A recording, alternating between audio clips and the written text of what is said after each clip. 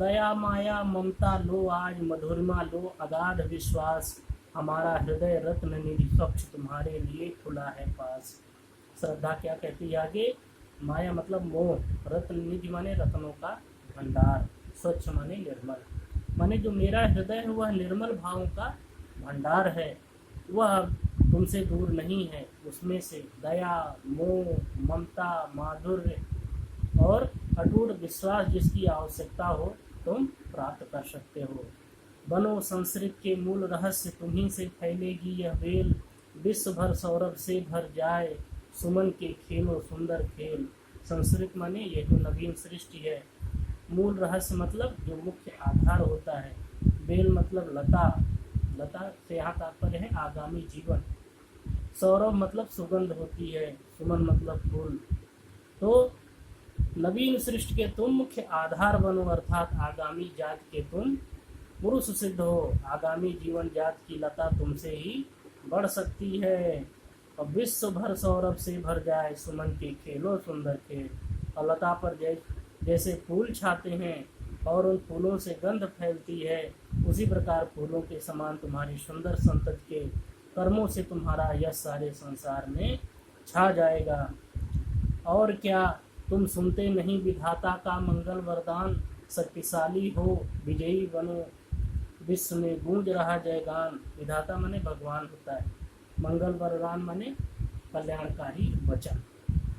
और क्या तुम भगवान की इस कल्याणकारी वरदान वाणी को भी नहीं सुन रहे हो?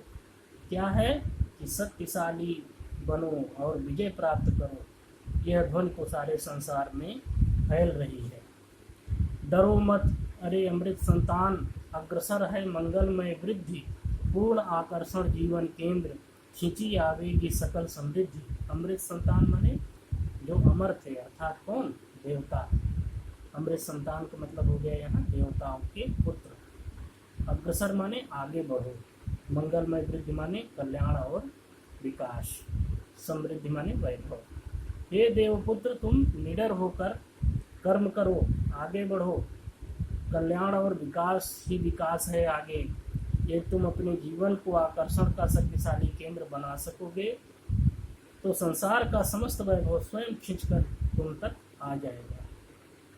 देव असफलताओं का ध्वंस, प्रचुर उपकरण जुटाकर आज पड़ा है बन मानव संपत्ति, पूर्ण हो मन का चेतन राज। ध्वंस माने नाश, प्रचुर माने अधिक, उपकरण माने सामग्री, मन का चेतन राज माने मन के जो भाव होते हैं। तो जिस प्रकार टूटी फूटी वस्तु को गला ढला कर एक नवीन वस्तु का निर्माण कर लेते हैं, उसी प्रकार देवताओं को अपने जीवन में जिन कारणों से असफलता मिली और जिनसे उनका नाश हुआ, वे हमारे विचार के लिए बड़ी सामग्री और संपत्ति छोड़ गए हैं। इस नवीन विचारधारा के आधार पर मानव संस्कृति नाम से एक नवीन सभ्यता का निर्माण हो सकता है, जिसमें मन के भावों का पूर्ण विकास हो।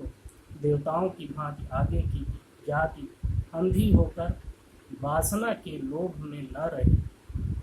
चेतना का सुंदर इतिहास, अखिल मानव भावों का सत्य विश्व के हृदय पटल पर दिव्य अक्षरों से अंकित होने से। अखिल माने संपूर्ण होता है, सत्य मतलब प्रकृति, हृदय पटल माने हृदय पट, दिव्य अक्षरों माने स्पष्टता से किसी बात को समझना। तो मैं चाहती हूँ कि सभी भाव अपने स्वाभाविक रूप में संसार के प्राणियों के हृदय पटल पर स्पष्ट अक्षरों में रात दिन अंकित हों और इस प्रकार चेतना का एक सुंदर इतिहास प्रस्तुत हो। अर्थात सब मनुष्य अपने अपने हृदय में यह बात स्पष्टता से समझ लें या बैठा लें कि मनोभावों को उनके स्वाभाविक रूप में ग्रहण करना ही सच्चा जीवन है। संकोच या भय से किसी स्वाभाविक इच्छा का दमन नहीं करना चाहिए। विधाता की कल्याणी सृष्टि सफल हो, इस भूतल पर पूर्ण पटे सागर, बिखरे ग्रहपुंज और ज्वालामुखियां हों चोर में। कल्याणी मतलब मंगलमय, भूतल माने पृथ्वी, पटे माने भरे या भरना। अर्थात इस पृथ्वी पर भगवान की मंगलमय सृष्टि को पूर्ण सफलता प्राप्त हो, चाहे सभी स्थानों पर समुद्र ही समुद्र अर्थात जल ही जल हो जाए, चाहे सूर्य हो, चंद्रमा हो, चाहे तारे हों, अपने स्थान से विचलित हो जाएं, चाहे ज्वालामुखी पर्वत फटने लगे। और अब इसका जो अधूरा भाव हो आगे छंद में पूरा होगा। उन्हें चिंगारी सदृश सदर्प कुचलती रहे खड़ी सानंद, आज से मानवता की कीर्ति अनिल भू जल में रहे न बंद। सदृश मतलब होता है समान, सदर्प मतलब अभिमान से, ठीक है। तो परंतु जैसे पैरों में चिंगारी को कुचल देते हैं, उन्हें चिंगारी सदृश सदर्प कुचलती रहे खड़ी सानंद, पर जैसे पैरों से चिंगारी को कुचल देते हैं, वैसे ही इन बाधाओं को कुचल कर मानव जाति प्रसन्नता से अपना सिर ऊंचा रखे। और आज से मानवता की कीर्ति अनिल भू जल में रहे न बंद। और आज से जहाँ कहीं पवन की गति है, जहाँ पृथ्वी है, जहाँ जल है, वहाँ सब कहीं उसका यश फैल जाए। जलधि के फूटे कितने उत्स दीप, कच्छप डूबे उतराएं, किंतु वह खड़ी रहे दृढ़ मूर्ति, अभ्युदय का कर रही उपाय। उत्स मतलब होता है धारा, उतरना माने जल के ऊपर निकलना, अभ्युदय मतलब होता है उन्नति। चाहे समुद्र की धार फूट पड़े और उनमें द्वीप कच्छप के समान कभी डूब जाएं, और चाहे कभी बाहर निकल आए, पर मानव जाति का साहस किसी दृढ़ मूर्ति के समान कभी टूटना नहीं चाहिए। वह अपनी उन्नति के उपाय ही सोचती रहे। विश्व की दुर्बलता बल बने, पराजय का बढ़ता व्यापार, हंसता रहे उसे सविलास, शक्ति का क्रीड़ामय संचार। पराजय का बढ़ता व्यापार मतलब हार पर हार, सविलास माने प्रसन्नता पूर्वक, क्रीड़ामय मतलब सुखदायिनी। तो अपनी दुर्बलताओं से संसार के प्राणी हताश न हों, उन पर विजय प्राप्त करने का बल संचय करते रहें।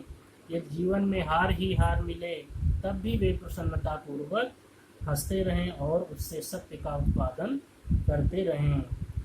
शक्ति के विद्युत कण जो व्यस्त विकल बिखरे हैं, वो निरुपाय समन्वय उनका करें, समस्त विजयनी मानवता हो जाए।